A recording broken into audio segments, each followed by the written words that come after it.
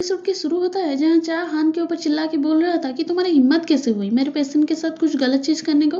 हान बोलता है ये मैं क्या सुन रहा हूँ, क्या मैं सच में पागल तो नहीं हो गया हूँ। चा बोलता है हाँ जाओ जाके सबको बोल दो कि मैं घोस्ट हूँ। और तुम क्या बोल रहे थे उस दिन, मैं एक रोबोट की तरह तुम्हें पैसा दे रहा था। और उस दिन की सारी बात चा एक एक करके बोलता है। ये भी बोलता है कि तुम मेरे ज़्यादा नुकसान पहुंचा दिया, अब कुछ करने की ज़रूरत नहीं, सिर्फ मेरे आने तक का इंतज़ार करो तुम। और ये सारी बात चा से सुनने के बाद को गुस्से से चा को बोल रहा था तुम थोड़ी देर के लिए अपने गुस्से को काबू में नहीं रख पाते हो क्या। छोड़ो जो हो गया सो हो गया, तुम ज़्यादा स्ट्रेस मत लो। हाँ डॉक्टर आन को चा के साथ उसकी सारी कन्वर्सेशन बोलता है और ये दोनों को अब डर लग रहा था कि कहीं अभी भी तो चा हमारी बात नहीं सुन रहा है ना। तो को चा को आसानी से बोल तो दिया था कि स्ट्रेस मत लो, पर खुद उस बात से उलझी हुई था। तो चाह उसे पूछता है तो तुम कब से ये घोस्ट को देख पाते हो। तो को बोलता है जब मैं छोटा था मेरा एक्सीडेंट हो गया था, पर जब मैं रिकवर हुआ तब से मैं घोस्ट को देख पाता हूँ, पर मुझे पहले अंदाज़ा नहीं था कि वो घोस्ट है। और ये जानने के लिए मैं कई बार जानबूझ के हॉस्पिटल भी आया करता था, पर घोस्ट देख के मैं बहुत डर जाता था।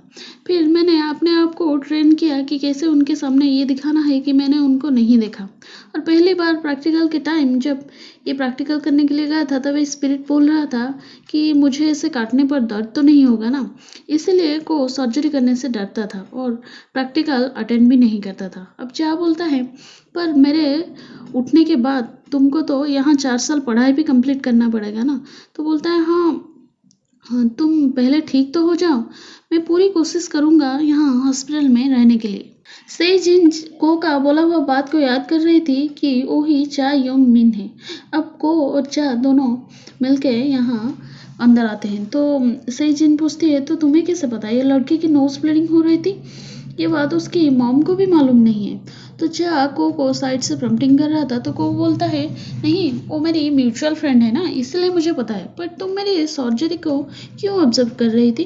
तो बोलती है मेरे कॉन्ट्रैक्ट टाइम को एक्सटेंड कर दिया गया है और वो लेटर मुझे देने के लिए किसने बोला था, इसीलिए मैंने वहाँ गई। हाँ इस टाइम यहाँ आ रहा था तो को और चा यहाँ रूम से निकल के बात कर रहे थे कि उसके कॉन्ट्रैक्ट को एक्सटेंड किया गया है।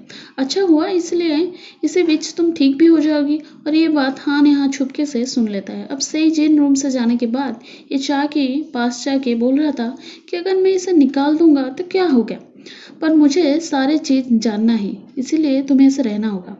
और सुबह सुबह को भाग के जा रहा था तो क्रिस्टल उसे बुला रही थी, पर वो उसकी बात को अनदेखा करके जा रहा था भाग के चा के पास, क्योंकि रात में हान उनके सारी फैमिली मेंबर के सामने बोला था कि को दिन ब दिन इम्प्रूव कर रहा है सर्जरी स्किल में, पर लोग बोल रहे हैं कि उनके ऊपर दूसरे कोई सवार हो के ये सब कर रहा है। और ये दोनों के बीच जो कन्वर्सेशन हुआ था उस टाइम हान बोला था कि अगर चा मर जाएगा तो मुझे एक्सपोज कौन करेगा।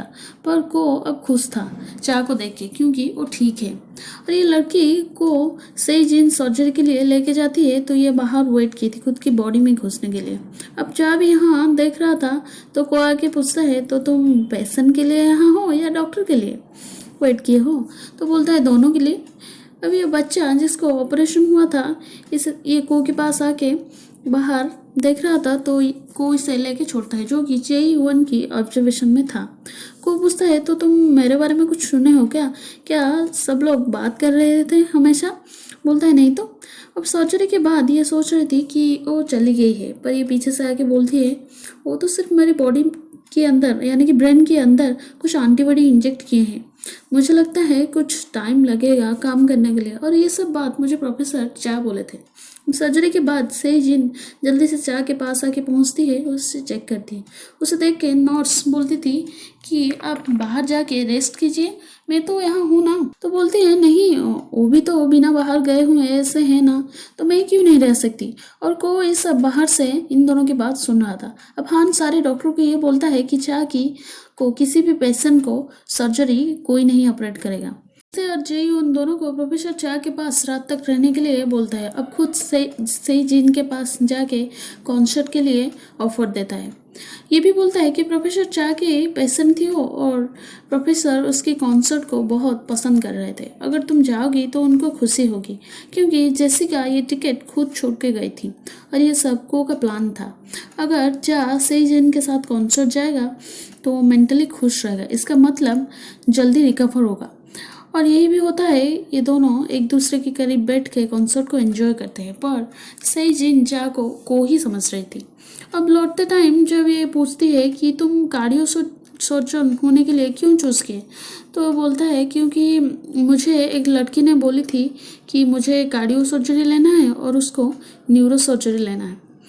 जो बात सही जिन चा को बोली थी, ये सुन के इसे झटका जैसा लगती है। अब क्रिस्टल ये दोनों को साथ देखती है जब एक कॉन्सर्ट के बाद लौट रही थी। अब को पूछ रहा था कि तो तुम्हें हैप्पी हरमोन मिल गया ना, तो बोलता है हाँ बहुत। अब लौटते टाइम चा वॉलनट की केक एक घोस्ट के लिए लाया था। अब जय योन को बोलता है कि वो बच्चा नहीं मिल रहा है। बोल रही थी कि इस बार मैं अकेली गई, पर दूसरी बार हम दोनों मिलके कॉन्सर्ट के लिए जाएंगे। फाइनली ये बच्चा को ये दोनों ढूंढते हैं, पर अब इनको देखने के बाद ये बच्चा सीधा चा के पास भाग के जाता है और कोई इसे पकड़ नहीं पा रहा था, मतलब ये स्पिरिट है। ओ इस बच्चा को यहाँ सेंसलेस पाती है, यहाँ को भी पहुँच जाता है। अब क्रिस्टल बोल रही थी कि प्रोफेसर चा क्या आप वो यहाँ हो, इसे बचाइए। चा का मदद से अब हार्ट रेट स्टेबल भी होता है। अब को पूछता है कि तुम्हें कब से ये सब पता और कैसे, तो बोलती है जब से तुम्हें मालूम है तब से, क्योंकि तुम मुझे क्रिस्टल बुलाती हो पर प्रोफेसर चा मुझे इंटर्न वो बोलते हैं। और सर्जरी के टाइम तो तुम जो अपनी मुट्ठी को ऐसे ऐसे करते हो ना, ये प्रोफेसर का हैबिट है। आज अच्छे कपड़े के साथ क्यों आए हो, तो को बोलता है जैसे क्या कि कॉन्सर्ट के लिए। किसके साथ, तो बोलता है डॉक्टर जान के साथ, क्योंकि ये मेरा प्लान था। बोलते हैं ओ तो तुम्हारे पास डेट में जाने के लिए बहुत टाइम है, बोल के चली जाती है। अब एक घोस्ट बच्चे को वालनट केक खिला रहे थे। अब इस टाइम टेस आके को बोलता है कि मैं एक्सपेक्ट नहीं किया था तुम इतने दिन तक एक्टिंग करोगी। ये लोग शौक थे कि टेस को कैसे जानता है, और दोनों की कन्वर्सेशन से पता चलता है कि टेस इस हॉस्पिटल में 20 साल से है, जब को बच्चा था। इसे देख के ना देखने का नाटक करता था, क्योंकि इसे डर लगता था घोस्ट को। अब को पूछता है कि आप कब तक रहेंगे, तो टेस बोलता है तुम तो जानते हो सारे घोस्ट का अपने अपने रीजन होता है, जिसकी वजह से इतने दिन तक रहना पड़ रहा है।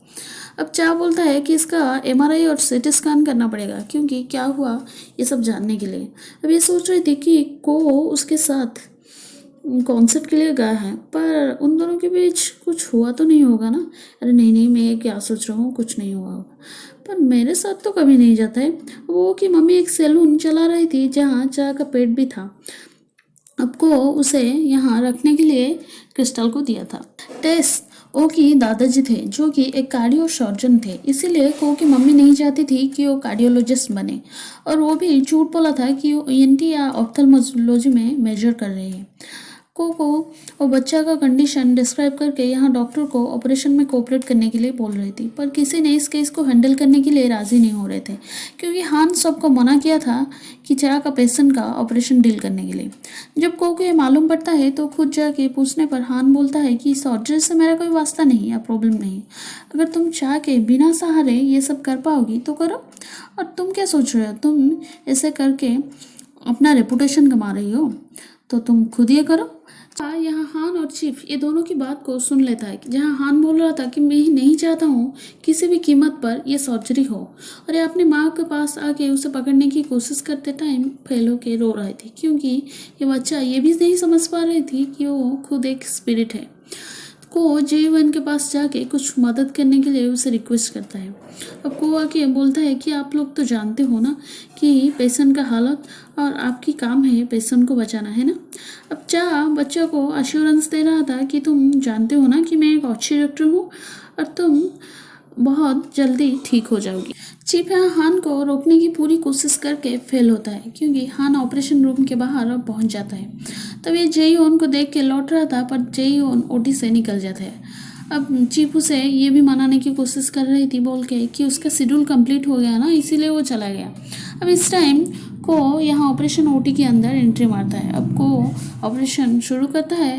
यहाँ से ही जिन एक न्यूरो सर्जन से मिल रही थी। अब ऑपरेशन के टाइम को की बॉडी से चा का स्पिरिट अपने आप निकल जाता है। को ये देख के यहाँ डर रही थी, उसके खून से भरा हाथ को। अब स्पिरिट को के अंदर से ऐसे आता जाता था, मतलब स्टेबल होके नहीं रह रहा था।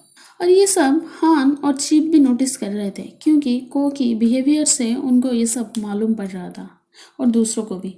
और यहीं पर एपिसोड ख़त्म हो जाता है। Thank you.